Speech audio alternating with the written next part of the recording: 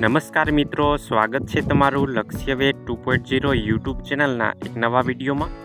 આજે મિત્રો આપણે વાત કરીશું ખેડૂતો માટે સરકારની સ્માર્ટફોન સહાય યોજના અંતર્ગત ખેડૂતોને ₹6000ની સીધી સહાય મળવાપાત્ર છે। તો મિત્રો આ યોજનાની સંપૂર્ણ માહિતી આપણે આ વિડીયોમાં જોવાના છીએ, તો વિડીયોના અંત સુધી જોડાયેલા રહેજો।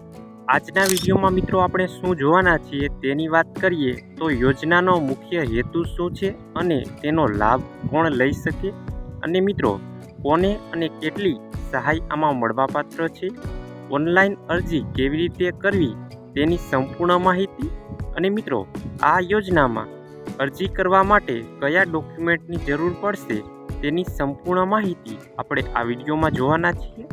તો વિડીયોના અંત સુધી જોડાયેલા રહેજો, જેથી કરીને તમને સંપૂર્ણ માહિતી મળી રહે।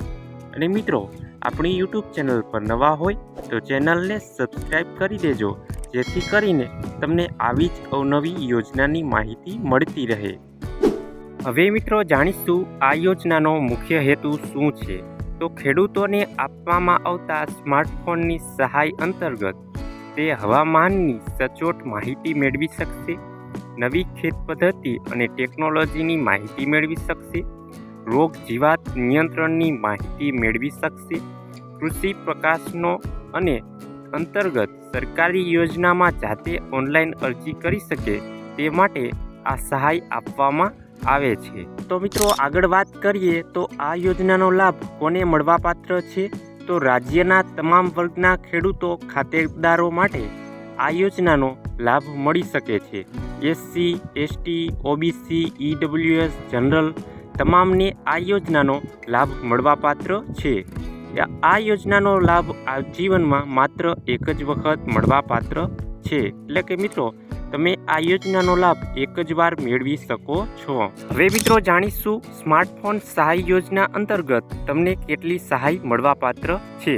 તો મિત્રો સ્માર્ટફોનની ખરીદી પર તમને કિંમતના 40% અથવા તો વધુમાં વધુ ₹6000ની સહાય મળવાપાત્ર છે, અને આ બેમાંથી જે ઓછું હોય તે તમને સહાય આપવામાં આવશે। સહાયની રકમ સીધી તમારા DBT દ્વારા બેંક ખાતામાં જમા કરવામાં આવશે। આગળ મિત્રો ખરીદીના નિયમો અને શરતોની વાત કરીએ તો મંજૂરીનો આદેશ મળ્યા પછી 30 દિવસની અંદર તમારે આ ખુલ્લા બજારમાંથી સ્માર્ટફોનની ખરીદી કરવાની રહેશે। મિત્રો મંજૂરી મળ્યા પછી તમારે આ સહાય મેળવવા માટે આ 30 દિવસની અંદર જ તમારે ખરીદી કરવાની રહેશે। પછી જો તમે ખરીદી કરશો તો તમને આ સહાય મળવાપાત્ર નથી। હવે મિત્રો જાણીશું આ અરજી ક્યાં અને કેવી રીતે કરવી। તો મિત્રો આ અરજી ઓનલાઈન કરવાની છે। આઈ ખેડૂત પોર્ટલની ઓફિશિયલ વેબસાઇટ પર જઈ તમે આમાં અરજી કરી શકો છો। વર્ષ 2026-27 માટે અરજી પ્રક્રિયા એપ્રિલ મહિનામાં શરૂ થશે।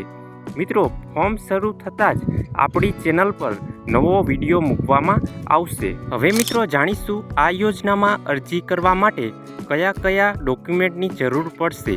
તો મિત્રો આધાર કાર્ડ, રેશન કાર્ડ, ગામ નમૂના નંબર 7, 12 અને 8ની નકલ, બેંક પાસબુકની પ્રથમ પેજની નકલ। મિત્રો આટલા ડોક્યુમેન્ટ અત્યારથી જ તૈયાર કરીને રાખજો, જેથી કરીને તમને અરજી કરવામાં સરળતા રહે। આગળ મિત્રો SC, ST ખેડૂતો માટે જાતિનો દાખલો, દિવ્યાંગ ખેડૂતો માટે દિવ્યાંગતાનું પ્રમાણપત્ર અને સંયુક્ત ખાતાના કિસ્સામાં અન્ય ખાતેદારનું સંમતિપત્રક પણ તમારે જરૂર પડશે। આગળ મિત્રો ફોર્મ્સ મંજૂર થયા બાદ ખેતીવાડી વિભાગ દ્વારા ડોક્યુમેન્ટ વેરિફિકેશન કરવામાં આવશે, અને મિત્રો તમામ જરૂરી ડોક્યુમેન્ટ્સ અને સ્માર્ટફોન ખરીદીનું બિલ GST વાળું ઓનલાઈન આઈ ખેડૂત પોર્ટલ પર અપલોડ કરવાનું રહેશે। તો મિત્રો આ હતી સ્માર્ટફોન સહાય યોજનાની સંપૂર્ણ માહિતી। આવી જ મિત્રો યોજનાની અવનવી માહિતી જાણવા માટે આપણી યુટ્યુબ ચેનલને સબસ્ક્રાઈબ કરી લેજો, અને મિત્રો તમે હજુ સુધી આપણી ટેલિગ્રામ ચેનલ પર જોડાયા ન હોય તો ચેનલમાં જોડાઈ શકો છો। ટેલિગ્રામની ચેનલની લિંક વિડીયોની નીચે કમેન્ટ બોક્સમાં આપેલી છે। અને ખાસ મિત્રો આ વિડીયો તમને પસંદ આવ્યો હોય તો વિડીયોને લાઈક કરજો, અને નીચે આપેલા હાઇપના બટનને ક્લિક કરી વિડીયોને સ્કોર આપી શકો છો, જેથી કરીને અમે તમારી માટે આવી જ અવનવી ઉપયોગી માહિતી લાવી શકીએ. તો મિત્રો મળીએ એક નવા વિડીયો સાથે. ત્યાં સુધી જય હિન્દ, જય ભારત.